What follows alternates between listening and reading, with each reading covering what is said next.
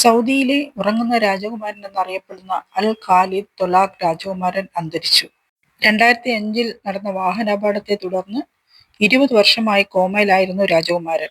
എന്നാൽ മരണത്തിന് വിട്ടുകൊടുക്കാതെ കഴിഞ്ഞ 20 വർഷമായി ചികിത്സിക്കുകയായിരുന്നു പിതാവ്. അത്യാധുനിക യന്ത്രങ്ങളുടെ സഹായത്തോടെയാണ് ഇത്രയും നാൾ ജീവൻ നിലനിർത്തിപ്പോന്നത്.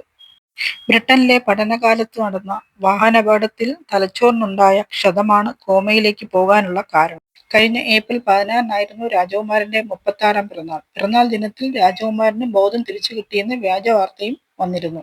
പിറന്നാൾ ദിനത്തിൽ രാജ്യമൊട്ടാകെ കുമാരന് വേണ്ടി പ്രാർത്ഥനകൾ നടന്നിരുന്നു.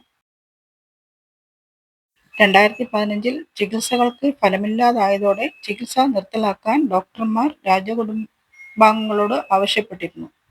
എന്നാൽ അറിഞ്ഞുകൊണ്ട് തന്റെ മകനെ മരണത്തിന് വിട്ടുകൊടുക്കാൻ ആ പിതാവിന് മനസ്സ് വന്നില്ല.